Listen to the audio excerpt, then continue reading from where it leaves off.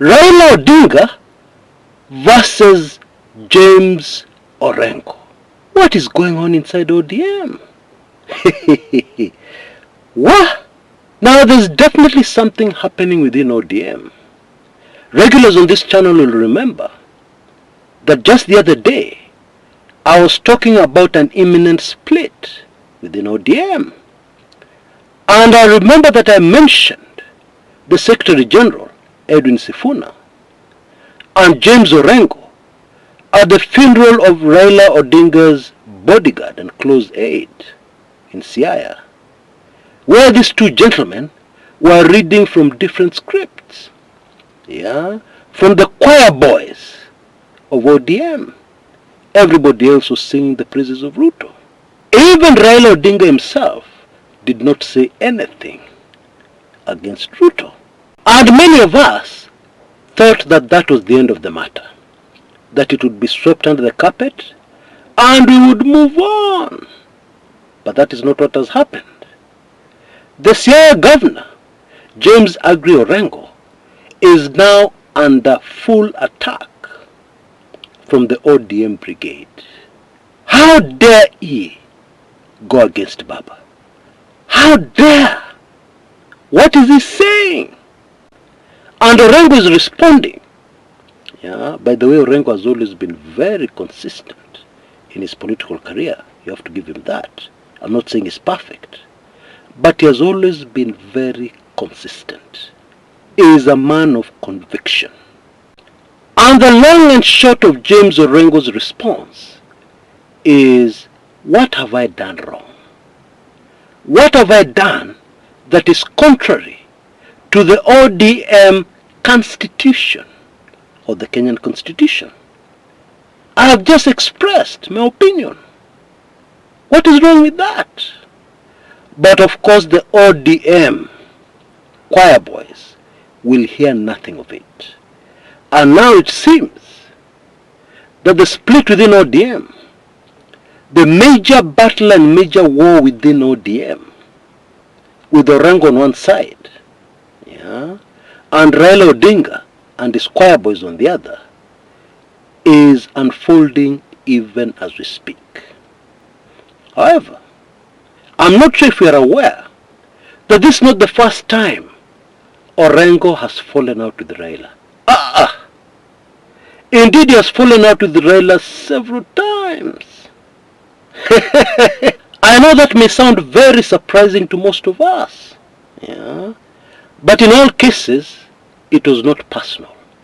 It was a matter of principle. And indeed, it is more than fascinating. The reason why, in the past, or rather the reasons why Orengo has fallen out with Raila. And I'm convinced that they'll help us a lot in being able to predict how this particular political war will end. But very quickly before we do that, please allow a brief word from our sponsors for today's show, which is a plot in Diani. Most of us are aware of the Dungu Kundu development, which has opened up the south coast in a way it has never been opened up since independence. Because before this development, the only way to the south coast from Mombasa was via the ferry. And the ferry has various hiccups, various bottlenecks, which have hampered the development of the south coast. But the big news now is that the south coast is the new kid on the block. It's a hot investment destination, no doubt about that. Now this plot, which is about an eighth, is in a place called Kombani, which is not very far from Diani. It is a very prime piece of land. Please use the telephone number you see on your screens right now to make contact and get more information. I believe you can also use WhatsApp for easy communication, easy quick communication, to get all the information you want, to make your decision, and maybe get to that position where you can act with speed.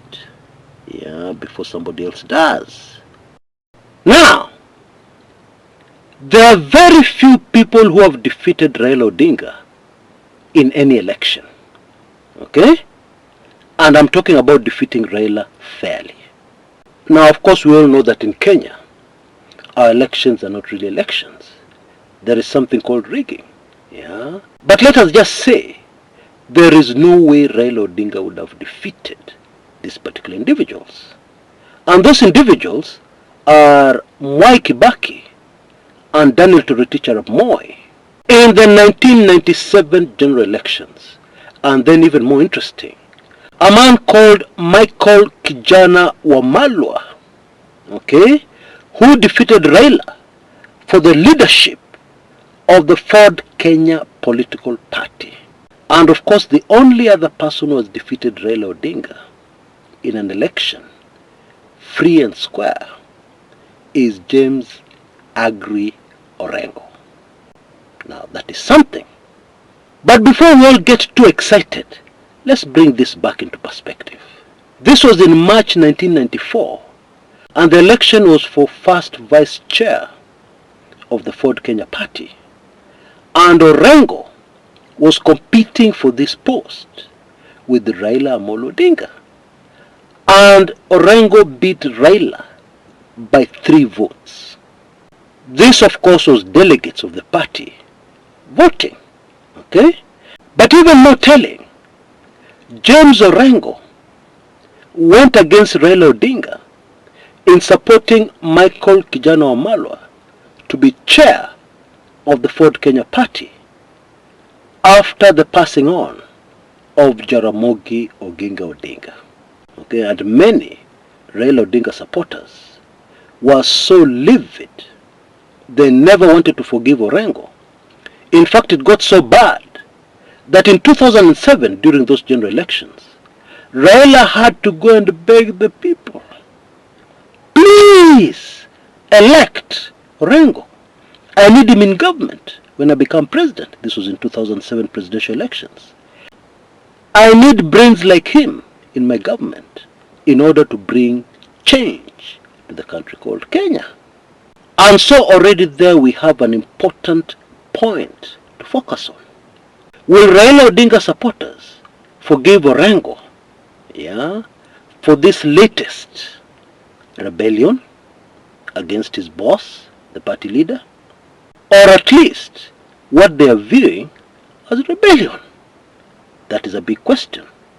However, maybe it's not such a big issue anymore, because the next question I want to ask is, what kind of support base does Raila Odinga have left? Definitely it's not as strong and mighty as it was in the 90s. Definitely not. Especially after Raila joined the broad-based government of William Samoei Ruto. Things have changed. Vindu vichenjanga, even in politics. Or rather, especially in politics. And there's yet another important piece of information you need to have to understand why in the 90s, Raila supporters found it so difficult to forgive Orengo. You see, Orengo owes his political career to Jaramogi Oginga Odinga. And this is how it happened. Jaramogi Oginga Odinga mentioned in passing during a speech, he didn't even mention Orengo's name.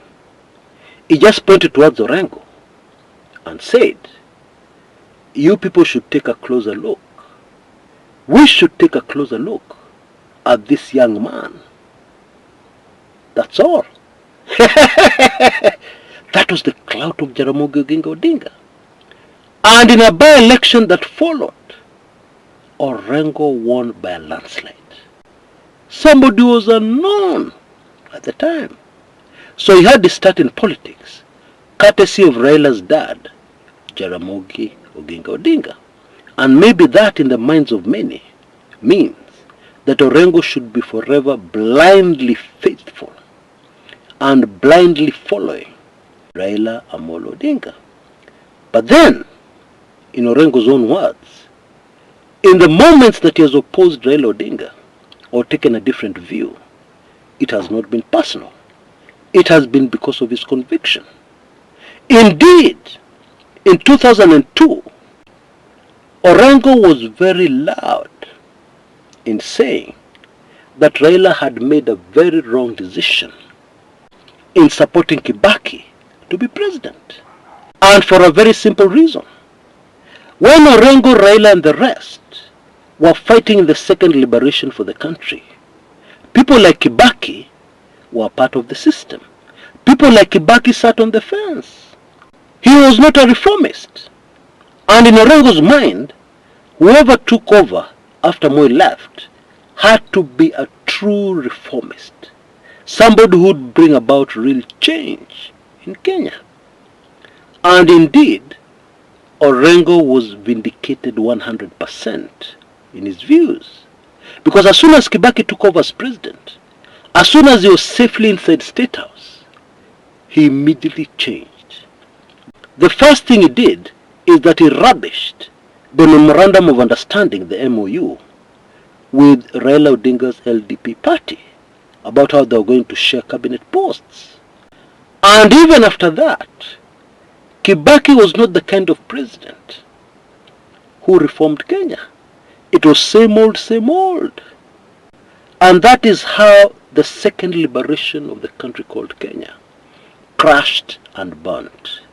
It crashed and burnt in the hands of Emilio Stanley Mwai Kibaki. Okay? So the man had a point. And history ended up proving him correct, 100% correct.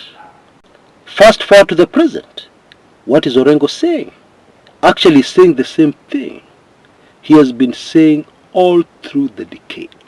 In a nutshell, he is saying that this broad-based government will not take Kenya anywhere.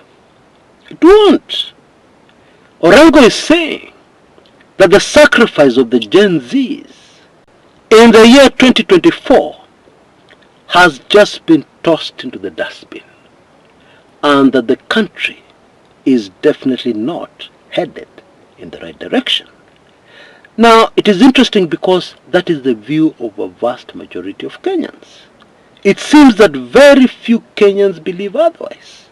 And amongst those few Kenyans are Raila Odinga and his ODM brigade, of course minus Orengo, and Edwin Sifuna and a few others. But all the rest believe that the country has no option but to support Ruto until the next elections. That is their view. But of course Orengo thinks different. And I have a feeling a vast majority of Kenyans are fully backing Orengo. However, there is something called political reality. And the political reality is that Orengo may find it very difficult to survive, even as governor of Siaya, going forward. Indeed, the only thing which can save Orengo is if the Ruto presidency, the Ruto regime, together with this broad-based government, for one reason or the other, ceases to exist as soon as possible, or rather ceases to exist before they have dealt with James Orengo. Now, James Orengo is also a very sharp man. He's a strategist. I am thinking that he has done his calculations, and he has realized that he's not going to be finished politically, but that in fact is going to emerge as a political hero. Why? Because those who are baying for his blood may go down before they actually deal with him, or before they complete the process of dealing with Orengo. All in all, this is going to be super fascinating to see how this is going to unfold. Now I'm still celebrating. I'm still in a very celebratory mood over the 20 years of existence of the Kumekucha brand. You're listening into this channel. Maybe you've been with us for a long time. It is all thanks to the fact that the Kumekucha brand survived all these years. It is not a small thing. Now I've been very humbled by the many messages I've received phone calls, emails, congratulating me, and also congratulating the Kumekucha brand. Asanteni sana. I'm also very, very grateful for the birthday gifts that have poured in as we continue to celebrate this momentous moment. Yeah, these celebrations will end on the exact date. Yeah, 5th May, because Kumekucha was launched on 5th May 2005. Actually, it will end on 6th May, the next day. And I'm really so happy, I'm so delighted with all those of you who are as excited as I am and are participating in this excitement. Yeah, in case you've not sent in your gift, you can see details on the screens right now on exactly what you need to do. Thank you so much in advance. And by the way, in case you missed the last video, we said that this year there'll be no media gifting, yeah, because of this big anniversary celebration. 20th anniversary celebration. Double decade. What? And I also highly recommend that in case you missed my previous video, where I gave highlights of this journey, super fascinating, find a link in the description area below this video on YouTube. I highly recommend that you take it in so that you better understand what Kumekucha is all about. All for a better Kenya, as we strive to do only that which can stand the test of time. Until next time, this is Chris Kumekucha.